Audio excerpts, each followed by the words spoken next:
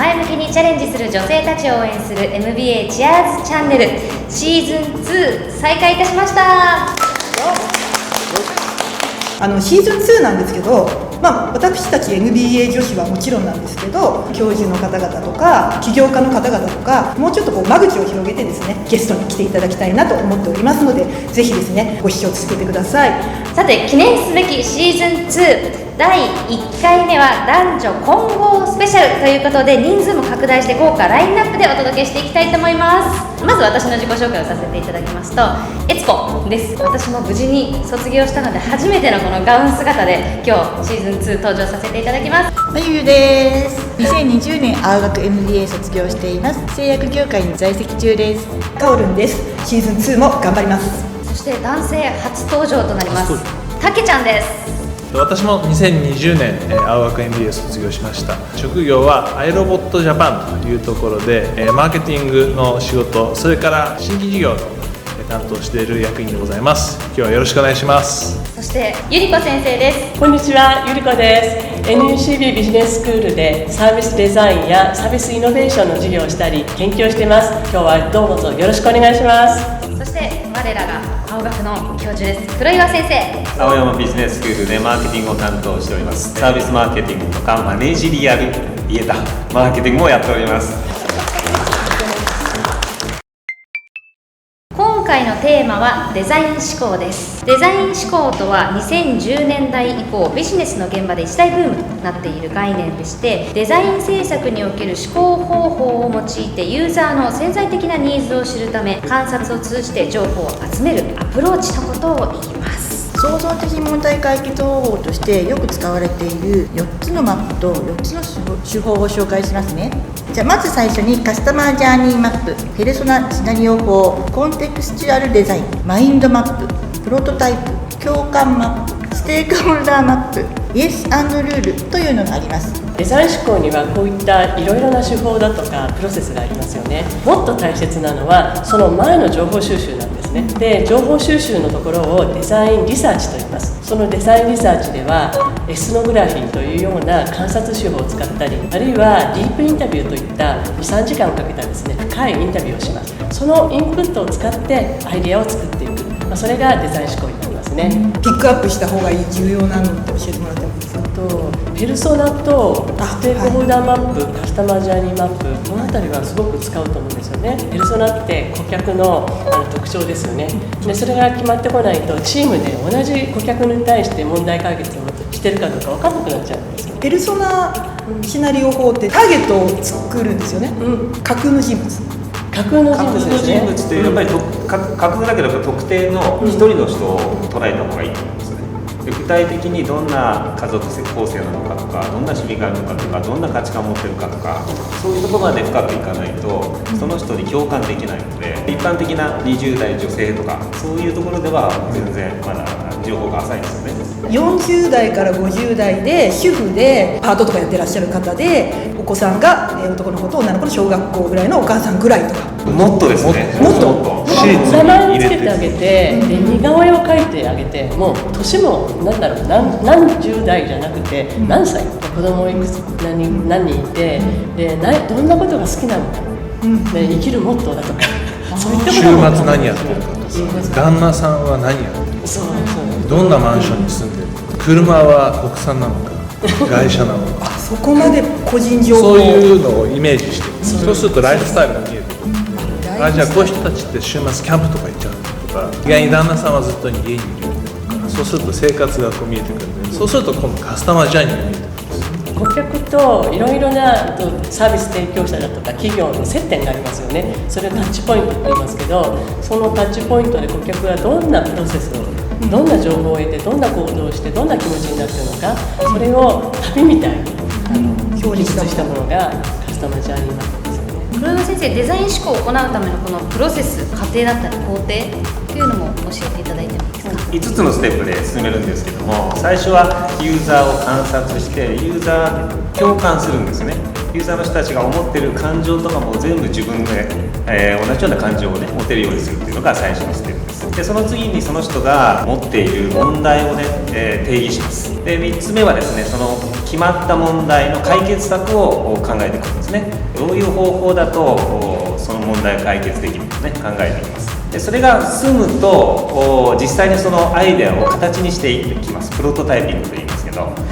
形がないサービスの場合はね、実際にそれ動いてみるというようなことをやってみたりします。でそれをユーザーの人たちに投げかけて、でフィードバックをもらいます。5つのステップなんですけども、これを順々にやればいいっていうわけじゃなくて、行ったり来たりするっていうのがこのデザインシンキングの考え方なんですね。ビジネスだとよくわかるんですけど、はい、学校ではどういうふうに教えるんですか？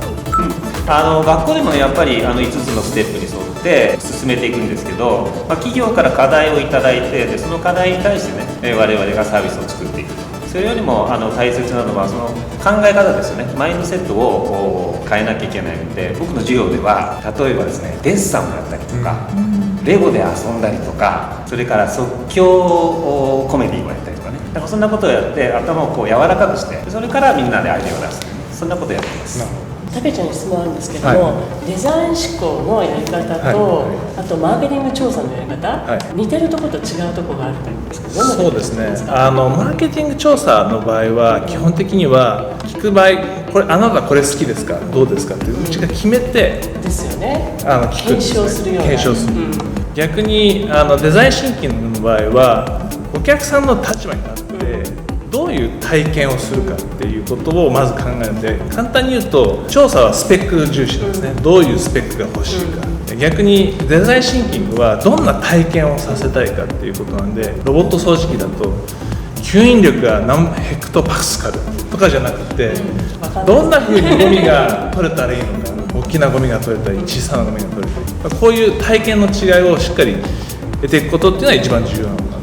私は授業の中でマーケティングって正規分布の真ん中を一生懸命見ようとするわけですね。中心にいる平均的な人を集めて 80% の人はこれが好きだろうってことを探そうとするんですけど、デザイン思考ってこの両端ですよ。エッジの変な人、すごく使いこなしてる人や全然使いこなしてない人、それを観察することによって新しいインサイトを出すということなので、だからよく言ってるのはマーケティングも変わんないとまずいんじゃないのっていうんです。黒井先生どうでしょう？いやでもマーケティングリサーチの定義がやっぱり狭いと思うんですよね。そういうのも含めてマーケティングリサーチなので、僕らマーケティングではそれを含めたものがね、リサーチなんだって言ってるんですけどね。最終的にやっぱり量を売るっていうことが重要なので、端っこの人たちが言ってることをそのまま形にするわけじゃなくて、でその人たちが考えていることを参考にしながら、真ん中の人たちも買ってくれるようなものを考えないといけないと思いますよね。あとは誰かに売りたいかもありますよね。真ん中の人に売りたいのか、いや端っこの人に売りたいのか、それによって収益性も全然違ってくる。そうですね。それは競合関係ともね関係するので、真ん中取ってる人たちが強ければちょっと脇のところをね狙うってことも考えなきゃいけないですよね。具体的には授業中にこのデザインシンキングっていうのはどういうふうに教えられてるんですか？私いくつかのデザイン思考に関する授業をやってるんですけど、一つは経営戦略とデザイン思考ということで、デザインマネジメントをどうやってやってるかと、そういった授業が一つあります。もう一つは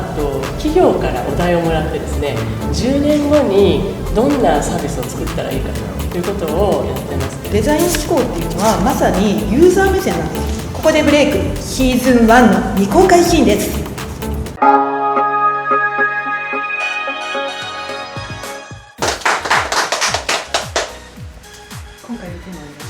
今回のテーマは異文化コミュニケーションです。楽しかった。はい、ありがとうございます。ありがとうございます。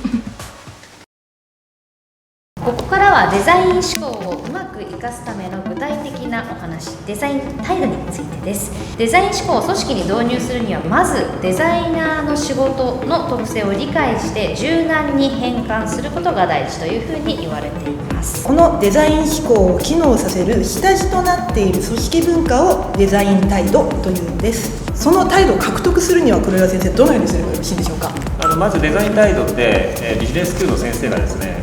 建築家と一緒に建築のプロジェクトをやった時に建築家の考え方で違うよねと、我々のビジネススクールで教えた学生さんたちと全然思考が違うよねということに気づいて、こっちをデザイン態度、こっちをディシジョン態度という、そういう名前にしたんですね。でビジネススクールってみんなこっち側を教育してるんですよね。僕の授業でなぜ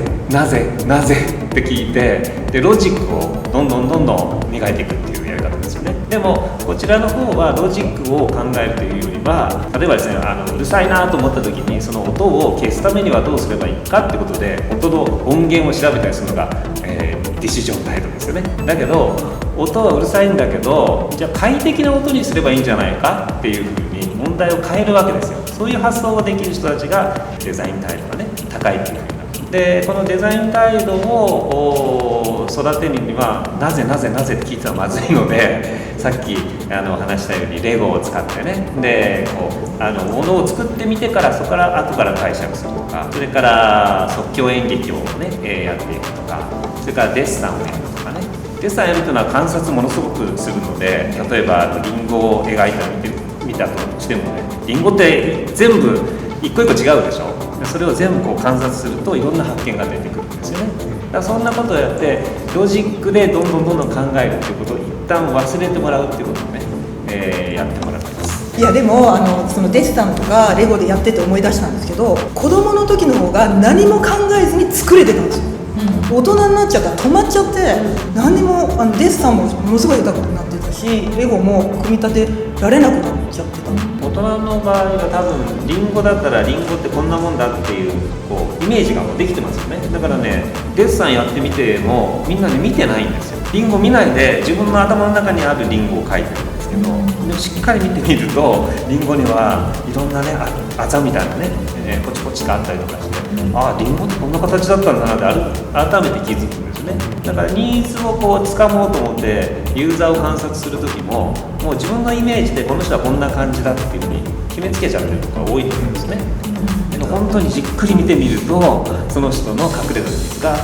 分かる。反対にデザイン思考はデザイナーの方は必要ないですよね。デザイナーの方は必要ないですよね。ないですよね。だから皆さん方のようなビジネスマンのための思考法がデザイン思考になってるわけですよね。取り入れた方がいいよってことですね。そうですね。で反対なのがすごく分析的な思考法だと思うんですよね。情報を集めてきて分析すれば絶対その中に答えがある。ないです、そんなものは。っていうのが今はすごく文化と言われていて、すごく不確実性高くますますなってきているので、情報を集めて分析すれば答えが出るっていうことではなくて、とりあえずペルソナ決めてこういったものが欲しいんじゃないかなと思ってプロトタイピングしてやりながら学んでいく、そこがデザインタイプのまたすごく重要な部分だと思いますね。製薬業界のまゆゆは実際にデザイン思考とか取り入れてたりしますか？製薬業界でもデザイン思考ってだんだん取り入れられてきてます。医薬品だけじゃなくて、デジタルを使って、医薬品以外のところも保管するっていうところですね。例えば、予防するときは、なんか自分の健康を知るためにウェアラブル、今流行ってると思うんですけど、それをつけたり、病気になったら治療しながらなんか VR ゴーグルつけてなんか治療に保管したりとか、そんなような DX の流れになってきてます。さて次回も男女混合スペシャル第2弾、早稲田大学ビジネススクールよりまたまた人気教授と OB をお迎えして、次回は経営と脳科学をお届けいたします。また取り上げてほしい分野だったり、質問リクエストなどあればぜひぜひお寄せください。私たちお待ちしております。それでは来週もどうぞお楽しみに。バイバーイ。